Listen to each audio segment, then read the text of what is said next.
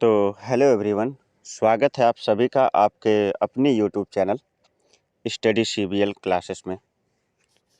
दोस्तों, आज का जो यह सेशन है इसमें हम सोलर सिस्टम सौरमंडल में जितने भी प्लैनेट्स हैं और जितने भी सैटेलाइट्स हैं, मतलब जितने भी ग्रह हैं और जितने भी उपग्रह हैं, उनसे जो है बहुत सारे उम्दा टॉपिकों पर बात करने वाले हैं और बीच बीच में मैं आपसे क्वेश्चन भी पूछता रहूँगा, जिसका जवाब आप हमें कमेंट बॉक्स में लिखकर बता दीजिएगा। और जो दूसरा टॉपिक है, मेजर टॉपिक है, उसमें हम जो है एटमॉस्फेयर, वायुमंडल और इन्वायरमेंट, पर्यावरण के बारे में भी बहुत सारी बातें करेंगे। तो 4 ऑप्शन आपके पास होंगे और ईमानदारी से आप जो है अपना सही ऑप्शन लगाइएगा और इसमें से बहुत सारे ऑप्शन आपके लिए जो है आपका सही भी हो जाएगा। और बताइएगा अंत में कि आपने जो है यहाँ से मेरे बताने से पहले कितने स्कोर सही किए हैं, इसको भी कमेंट बॉक्स में लिखकर बताइएगा, ठीक है। तो चलिए शुरू करते हैं। क्वेश्चन नंबर 1 है, लेकिन उससे पहले यदि आपने हमारे चैनल को सब्सक्राइब नहीं किया है तो सब्सक्राइब कर लीजिए, क्योंकि सब्सक्राइब करने की ना कोई चार्ज देना होता, ना ही कोई फीस। बस उस रेड बटन को जो है काला कर दीजिए और बेल आइकन को भी ऑन कर लीजिएगा। तो चलिए शुरू करते हैं। सौरमंडल में कुल कितने ग्रह हैं? सौरमंडल में पहले 9 ग्रह हुआ करते थे, किंतु वर्तमान में सौरमंडल में कुल 8 ग्रह हैं। ऑप्शन नंबर ए इसका राइट ऑप्शन हो जाएगा। अब इसमें 4 ऑप्शन थे, ए में 8 था, बी में 9 है, सी में 10 है और डी में 11 है, ठीक है। चलिए अगले क्वेश्चन की तरफ बढ़ते हैं। क्राकिनिक्स, ओलंपिया और कोलंबस पर्वत किस राज्य में स्थित हैं? किस ग्रह पर, सॉरी राज्य नहीं ग्रह है यहाँ पे, ये राज्य नहीं है, ये क्या है, ग्रह है। बुध है, शुक्र है, पृथ्वी है, मंगल है। दोस्त ये जो है मंगल ग्रह के जो है क्या है, पर्वत है। कौन? निक्स और ओलंपिया। आगे है, सौरमंडल का जन्मदाता किसे कहते हैं, है ना। सौरमंडल का जन्मदाता किसे कहते हैं?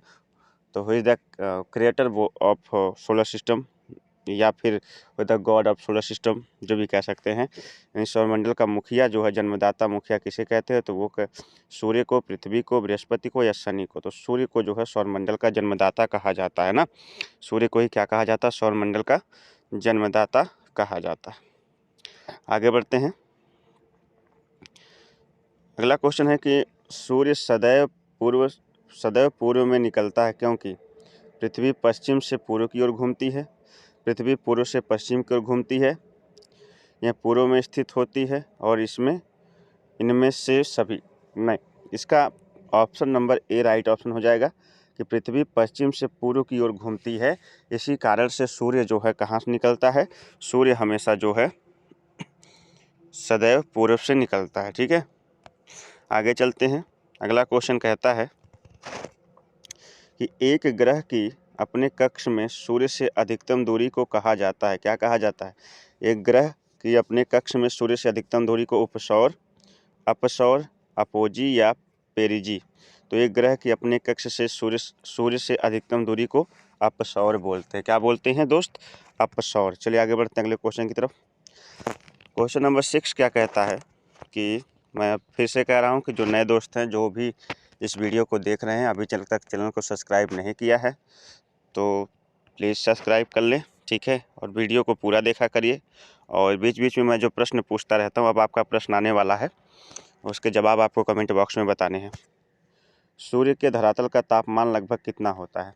सूर्य के धरातल का तापमान लगभग कितना होता है? 3000 degree Celsius, 5000 degree Celsius, 4000 degree Celsius या 6000? तो 6000 डिग्री सेल्सियस जो है सूर्य के धरातल का तापमान होता है। कितना होता है? 6000 डिग्री सेल्सियस। निम्नलिखित में से कौन सा एक तारा है? निम्नलिखित में से कौन सा एक तारा है? ध्यान दीजिएगा। चंद्रमा, शुक्र, पृथ्वी या सूर्य? देखिए भाई, चंद्रमा तो एक उपग्रह है, आपने पढ़ा है बचपन से, सैटेलाइट है। शुक्र जो है एक प्लैनेट है, ग्रह है। पृथ्वी भी हमारी एक प्लैनेट है, ग्रह है। तो सूर्य जो है एक तारा है। ऐसा नहीं है कि सूर्य ही एक तारा है। पृथ्वी जो अंतरिक्ष है, जिसको हम कहते हैं सोलर सिस्टम या अंतरिक्ष, जिस हम जो है जो यूनिवर्स हमारा ब्रह्मांड है, उसमें सूर्य से भी बड़े बड़े बहुत सारे तारे हैं, ठीक है ना। तो क्वेश्चन नंबर 8 क्या कहता है कि सूर्य का प्रकाश धरती तक पहुंचने में कितना मिनट लेता है? ये बहुत महत्वपूर्ण क्वेश्चन है। सूर्य का प्रकाश पृथ्वी तक पहुंचने में कितना मिनट लेता है? 8.3 मीटर, पहला ऑप्शन। दूसरा ऑप्शन है यानी बी ऑप्शन है 7.3 मिनट, मीटर नहीं मिनट, और तीसरा है 9.4 मिनट, और फिर डी वाला ऑप्शन है 10 मिनट। तो जो सूर्य पृथ्वी तक पहुंचने में, सूर्य का प्रकाश जो है पृथ्वी तक पहुंचने में जो समय लगाता है वो लगाता है 8.3 मिनट, ठीक ना, 8.3 मिनट। किस ग्रह को शाम का तारा कहा जाता है? Which planet called the evening star ना, किस ग्रह को शाम का तारा कहा जाता है? इवनिंग स्टार किसे कहा जाता है? मंगल को, शुक्र को, पृथ्वी को या बुध को? ध्यान दीजिएगा, शुक्र को जो है, जिसको हम वीनस कहते हैं, वीनस प्लैनेट्स को क्या कहते हैं? इवनिंग स्टार कहते हैं, शाम का तारा कहते हैं। एक बात और आपको बता दें आपकी जानकारी के लिए कि आपको अब कमेंट बॉक्स में जवाब देना है, ध्यान से सुनिएगा, कमेंट बॉक्स में जवाब देना है कि मॉर्निंग स्टार किसे कहते हैं? मॉर्निंग स्टार किसे कहते हैं? और मॉर्निंग स्टार को हम कहते हैं जो है भोर का तारा किसे कहते हैं? हमें कमेंट बॉक्स में जवाब लिखकर जरूर बताइएगा, भोर का तारा किसे कहते हैं। मैं सबके कमेंट पढ़ता हूं और कोशिश करता हूं कि सबके कमेंट्स का रिप्लाई भी दे सकूं। भोर का तारा या मॉर्निंग स्टार किसे कहते हैं? ठीक है, चलिए आगे बढ़ते हैं। पृथ्वी की सबसे निकटतम दूरी पर स्थित ग्रह कौन सा है? पृथ्वी की निकटतम दूरी पर स्थित ग्रह कौन सा है? बुध, शुक्र,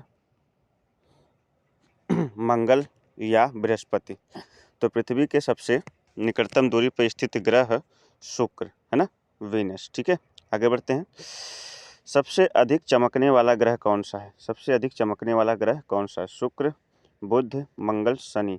तो शुक्र जो है, जिसको हम वीनस कहते हैं, कई सारे पॉइंट बन गए वीनस है ना, तो वीनस जो है सबसे अधिक चमकने वाला ग्रह है। अब चलिए दूसरा क्वेश्चन आपसे पूछ लेते हैं कि which planet called the twins of earth ना, ट्विंस ऑफ अर्थ यानी पृथ्वी की जुड़वा बहन, पृथ्वी की बहन या पृथ्वी की जुड़वा बहन किस ग्रह को कहते हैं? ये भी कमेंट बॉक्स में लिखकर बताइएगा। एक क्वेश्चन आपसे पहला पूछा था कि भोर का तारा या मॉर्निंग स्टार किसे कहते हैं, इसका जो है आपको जवाब जो है कमेंट बॉक्स में लिखना है। और दूसरा जो है पृथ्वी की बहन किस ग्रह को कहते हैं, इसका जवाब आपको कमेंट बॉक्स में लिखकर बताना है। 2 क्वेश्चन हो गए, आगे बढ़ते हैं। क्वेश्चन नंबर 12 की तरफ चलते हैं।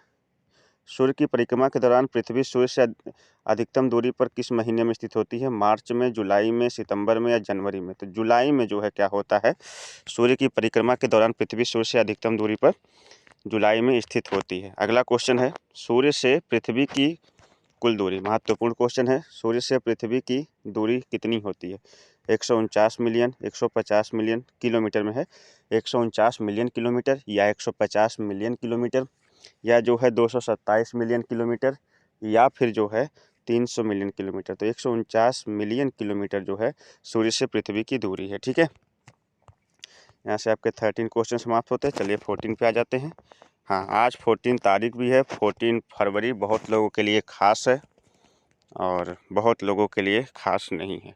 ठीक है दोस्त, तो इससे मैं एक बात कहना चाहूँगा सिंगल लोगों के लिए कि बड़ी जालिम होती है फरवरी, किसी ने यूं ही नहीं इसके दिन घटाए हैं। ठीक है, तो चलिए आगे बढ़ते हैं।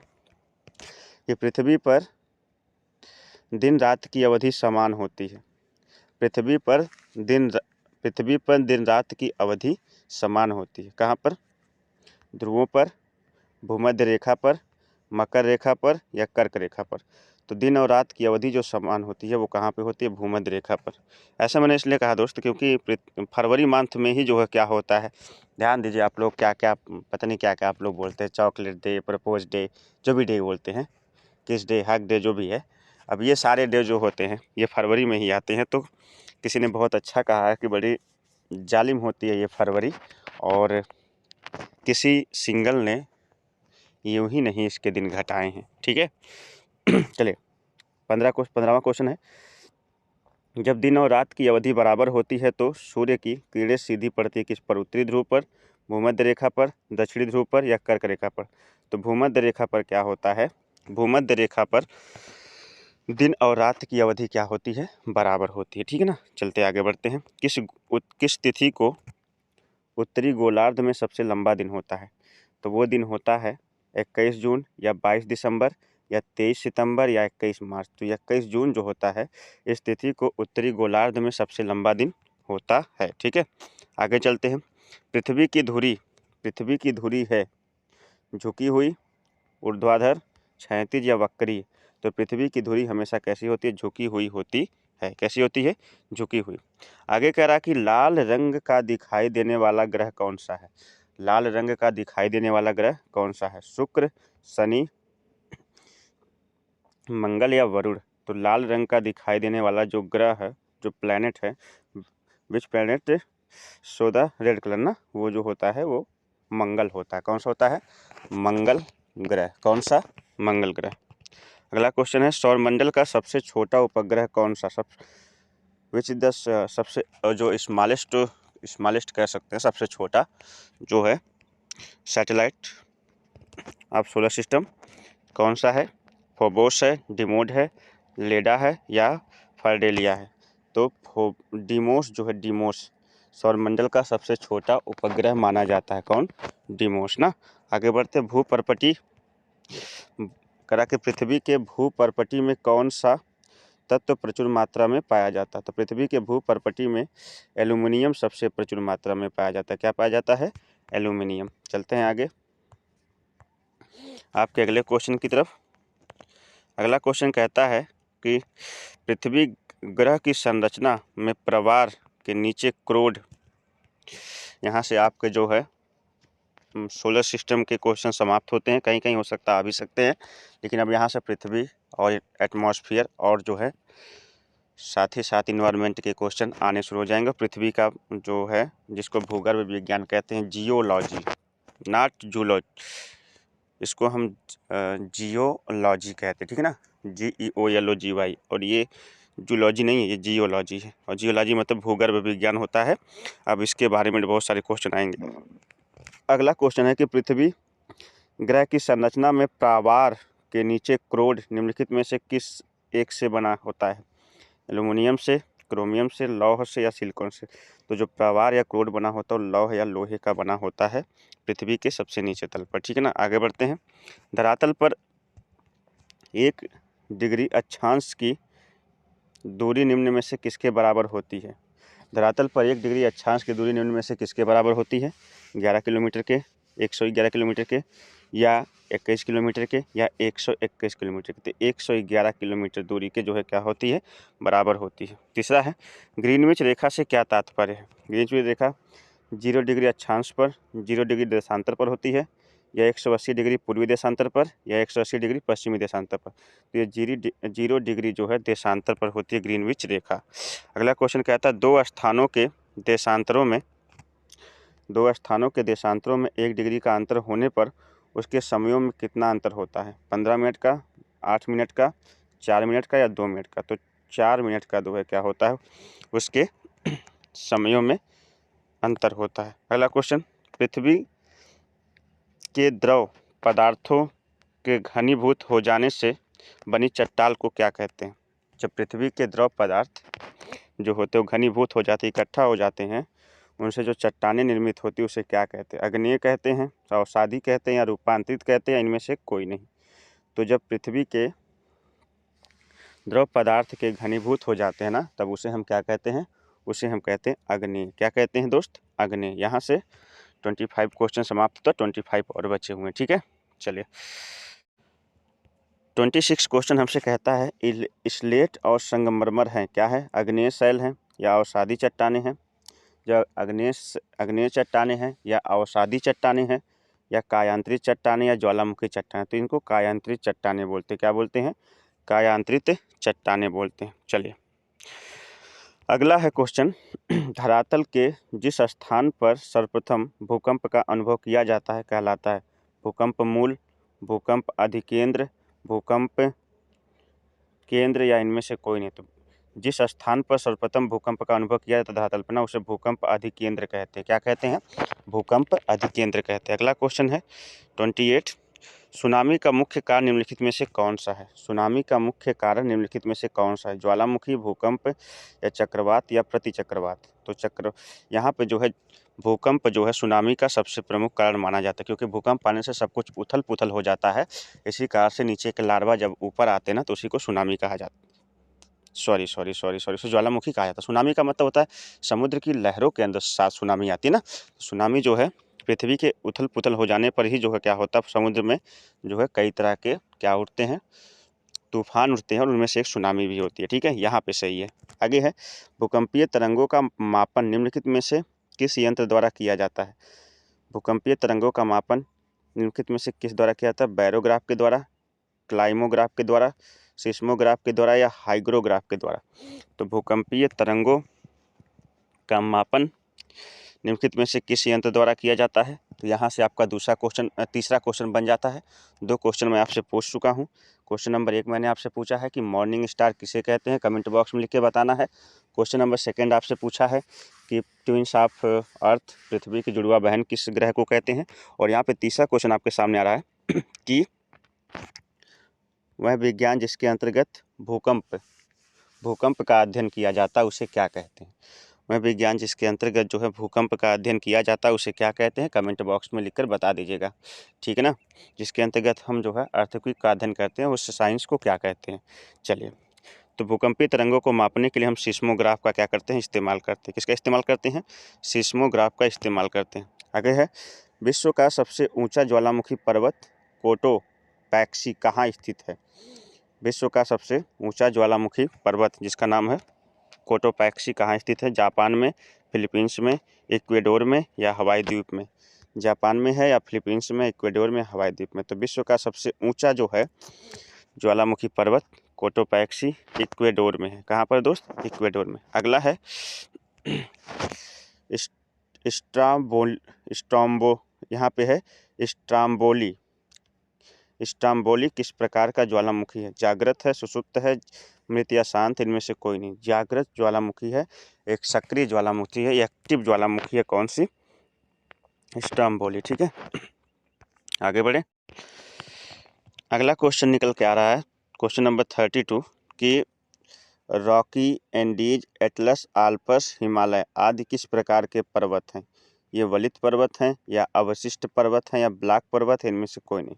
रॉकी, एंडीज, एटलस, आल्प्स और जो है हिमालय, ये कैसे पर्वत हैं, ये सभी जो है वलित पर्वत की श्रेणी में आते हैं। किस में आते हैं, वलित पर्वत की श्रेणी में आते हैं। विश्व की सबसे लंबी पर्वतमाला कौन सी है, हिमालय, रॉकीज, एंडीज या अल्प्स। तो एंडीज विश्व की सबसे लंबी पर्वतमाला में आती है। कौन सी, एंडीज। अगला क्वेश्चन है 34 कि विश्व का सर्वाधिक ऊंचा पठार निम्नलिखित में से कौन सा। सर्वाधिक ऊंचा पठार, बोलिविया का पठार, कोलंबिया का पठार, तिब्बत का पठार या यहाँ पे कोलोराडो का पठार। तो विश्व का सबसे ऊंचा पठार निम्नलिखित में से कौन सा है, तो तिब्बत का पठार है। कौन सा, तिब्बत पठार, तिब्बत प्लेटू जो है विश्व का सबसे ऊंचा पठार है। क्वेश्चन नंबर 35 कहता है कि वायुमंडल में सर्वाधिक कौन सी गैस मिलती है। ऑक्सीजन, हाइड्रोजन, नाइट्रोजन और कार्बन डाइऑक्साइड।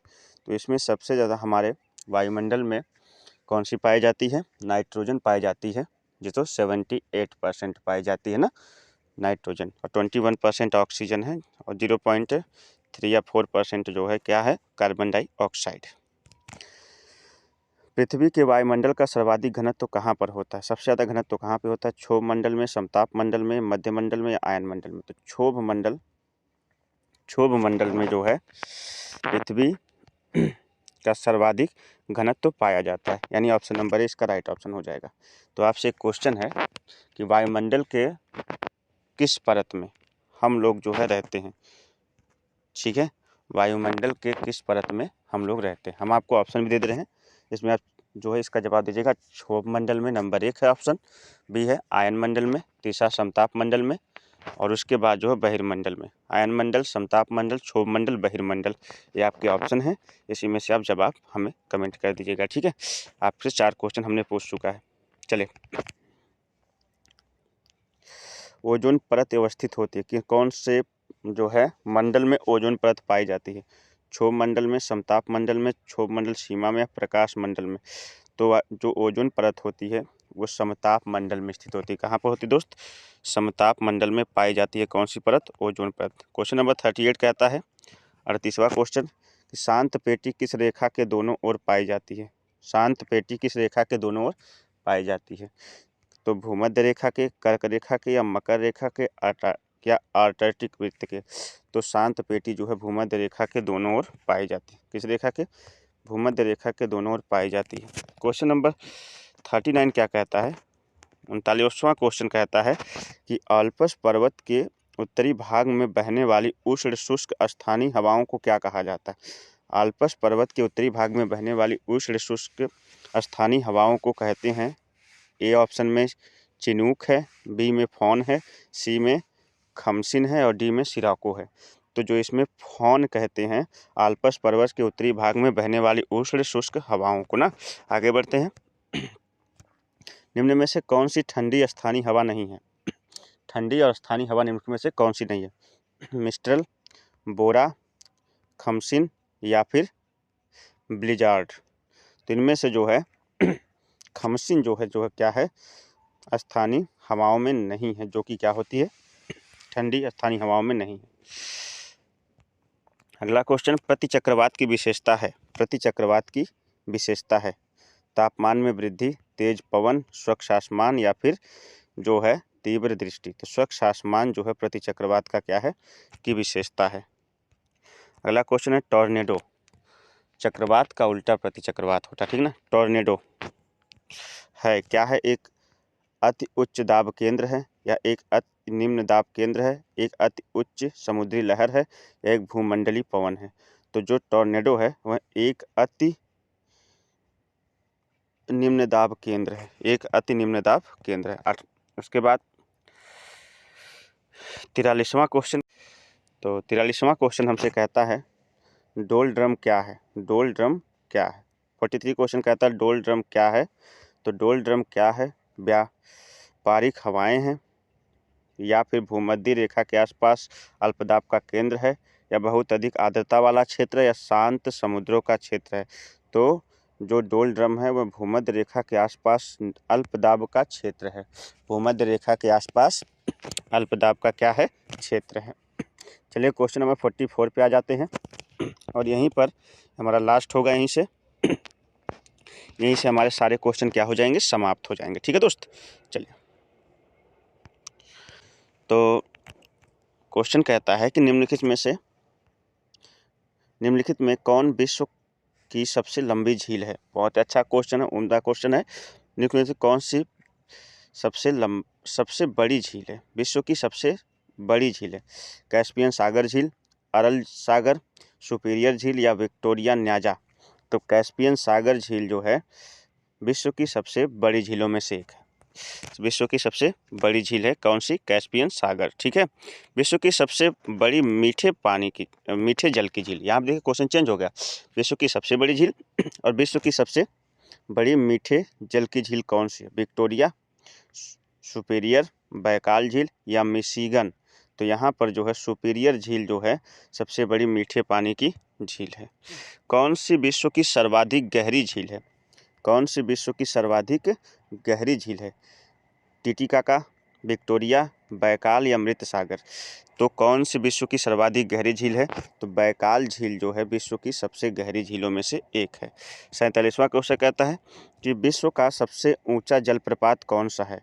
विश्व का सबसे ऊंचा जलप्रपात कौन सा है? बोयोमा है, या स्टेनली है, या एंजिल है, या नियाग्रा है? तो जो एंजिल वह विश्व का सबसे ऊंचा जलप्रपात है। एंजिल जो है विश्व का सबसे ऊंचा जलप्रपात है। प्रसिद्ध अंगुलियों नुमा झील क्षेत्र कहाँ स्थित है? प्रसिद्ध अंगुलियों नुमा झील क्षेत्र कहाँ स्थित है? ऑस्ट्रेलिया में, ऑस्ट्रिया में, संयुक्त राज्य अमेरिका में या ब्रिटेन में? तो संयुक्त राज्य अमेरिका में जो है अंगुलियों नुमा जो है झील क्षेत्र स्थित या पाया जाता है। और सेकंड लास्ट क्वेश्चन कहता है कि विक्टोरिया जलप्रपात किस नदी पर स्थित है? विक्टोरिया जलप्रपात किस नदी पर स्थित है? अमेजन पर, मिसौरी पर, सेंट लॉरेंस पर या जेम्बेजी पर? तो जेम्बेजी पर जो है विक्टोरिया जलप्रपात क्या है? जेम्बेजी नदी पर स्थित है। ठीक है, विक्टोरिया जलप्रपात। आगे है अगला और लास्ट क्वेश्चन है पनामा, जो कि एक आर्टिफिशियल नहर कही जाती है। पनामा नहर किन दो महासागरों को जोड़ती है? भूमध्य सागर, लाल सागर और जब प्रशांत महासागर या अटलांटिक महासागर या फिर जो है अरब सागर। तो यहाँ पे आंसर हो जाएगा प्रशांत महासागर एवं अटलांटिक महासागर को आपस में जोड़ने का काम कौन करता है? वो करता है पनामा नहर। कौन करती है? पनामा नहर प्रशांत महासागर और अटलांटिक महासागर को आपस में जोड़ने का काम करते। तो उम्मीद करता हूँ दोस्त आज का जो सेशन रहा आपको बहुत अच्छा लगा होगा। और दूसरी चीज़, आप चैनल पर नए हैं तो चैनल को सब्सक्राइब कर लीजिएगा, वीडियो को लाइक करिएगा और ज़्यादा से ज़्यादा अपने दोस्तों तक शेयर करिएगा। मिलते हैं एक नए वीडियो के साथ, तब तक के लिए आप सभी को नमस्कार, बाय बाय।